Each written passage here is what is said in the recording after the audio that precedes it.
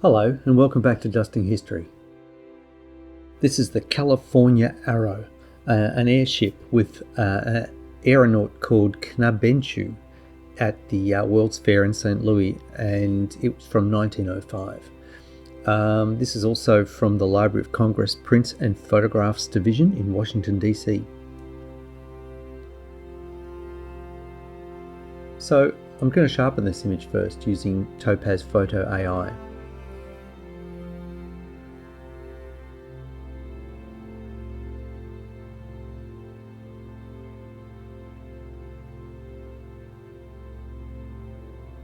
You can see it's got various options for sharpening and also refining faces, things like that. And it also has a thing of automatically selecting the subject and only targeting that.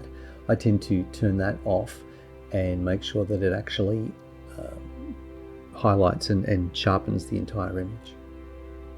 So really I'm trying to find a setting that's going to remove as much of the noise as possible but retain some of that fine rigging and some of the fine detail from the superstructure underneath the blimp.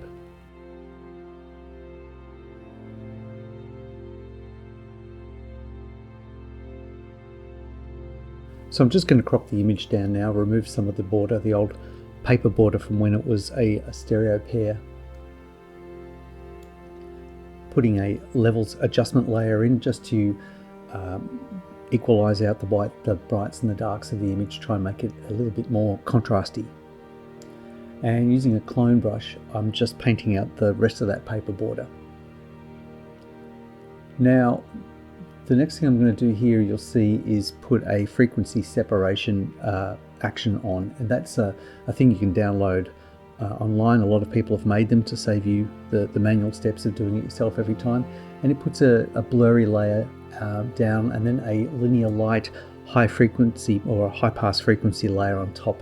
You can see the top layer contains all the high resolution details like all these little dots and spots, and the softer image underneath has a blurrier version of the airship, and when you mathematically combine those two layers back together you get the image back the way it was. But this allows you just to query the high pass filter part of it, the very high end tiny little dots. So I'm using just a very flat grey brush that I've sampled from grey, the mid grey of the image, and I'm just painting out a lot of the spots this way. It's a very quick way to get rid of some of those fine spotty details. If you're interested in this technique, just look up frequency separation on Google and you'll find lots of tutorials on how to set this up and links to actions that you can download and put into your own copy of Photoshop. I'm sure every paint program like Affinity and all these others will have just the same.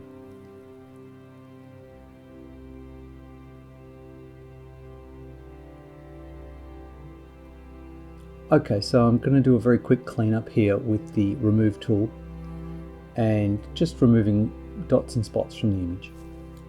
Anytime you see me doing a very long line with the remove tool, it's like what I'm trying to do is pan the image and accidentally drawing a large stroke, so that's not intentional, that's just me being an idiot. Lots to clean up here.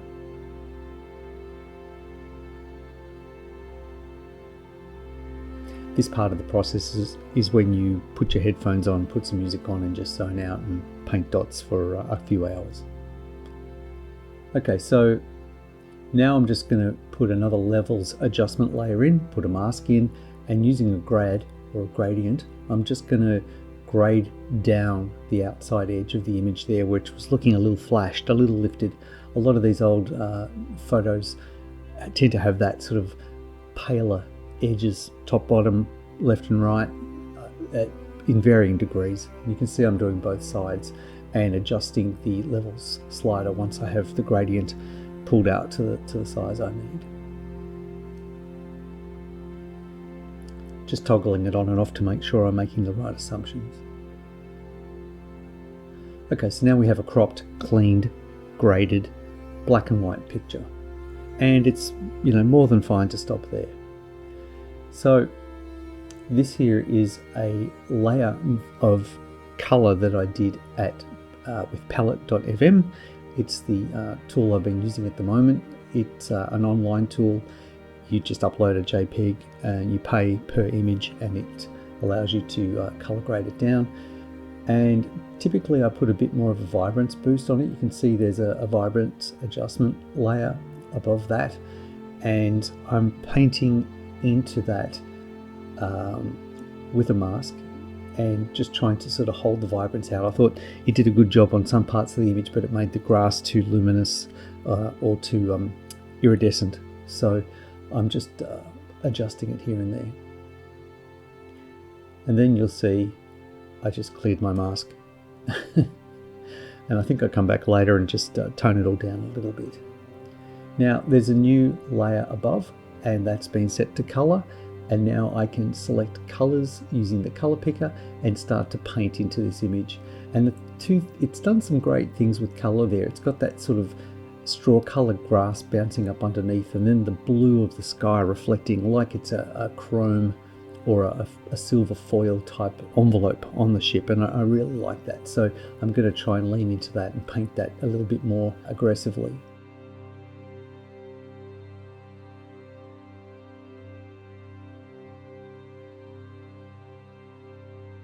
As well as that, I'm going to try and put a nice concrete colour on that concrete wall behind.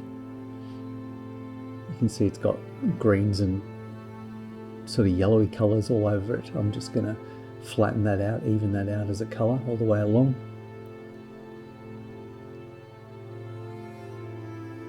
And now you can sort of see it. This is a very typical thing with these AI tools. It's seen that that guy's got like a brownish greyish jacket, but he's got green legs. And people tend to have partial colours, and then they sort of feather off into the ground where it all mushes together a bit. So I either keep the colour of the jacket that was suggested by the AI tool, or basically start again and pick a new colour. And I'll work my way across the image like this, sort of selecting things I like, keeping things I like, repainting things I don't like. You can see the guy riding the craft up there has got a grey face. A lot of the people in fact have grey faces, so I'll go through later and pick out hands and faces as best I can and paint good flesh tones onto them. So really this technique is a combination of leveraging the best of AI and then coming back and working over it with your own painting skills.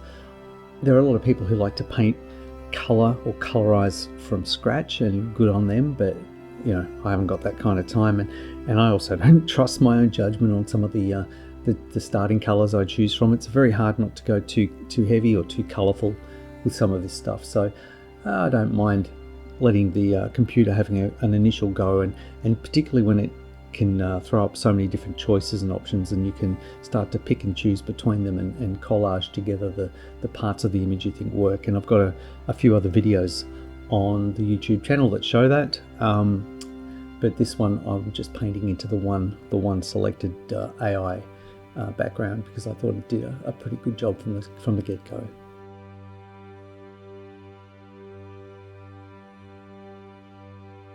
So I've just sped the process up a bit here, save you the trouble of watching me paint, but you know, it's just a matter of working over it until you're happy. You can see everyone's still got green or grey faces, and here's me painting some flesh tone.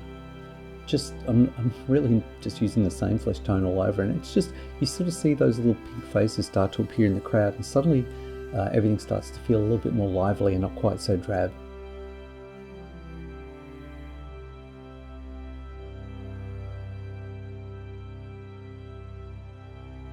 At this point, I like to make a layer and colour it 50% grey, and then add a noise to that to put a little film grain back over the whole image. By this stage, the image is pretty dinged up. There's areas of grain, areas of no grain, soft bits, hard bits, you know, stipply bits. So making a grain layer like that and just putting it over as an overlay adds a cohesive grain across the whole image, and just sort of makes it feel a little bit like, makes it look a little less tampered with, can I say.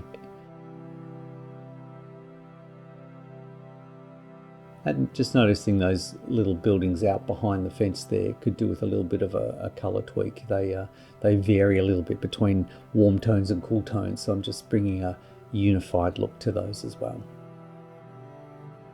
Now here I've just found a picture of some grass online, some sort of wildflowers, and I had a thought that if I take this in and blur it so that it's not too detailed, like this, and then add it as a colour layer,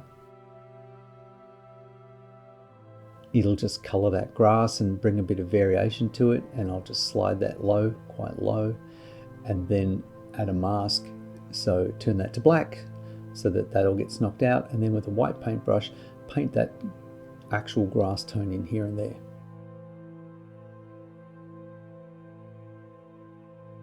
Just in spots to bring a little bit more variation, a bit more life to the to the photograph, which is essentially a painting by this point.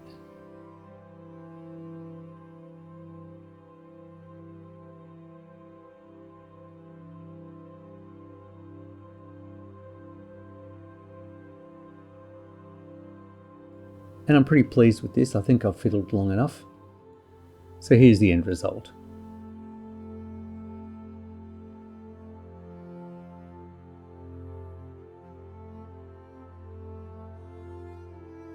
As usual, thanks for joining me. I hope you learned something and I hope you enjoyed that.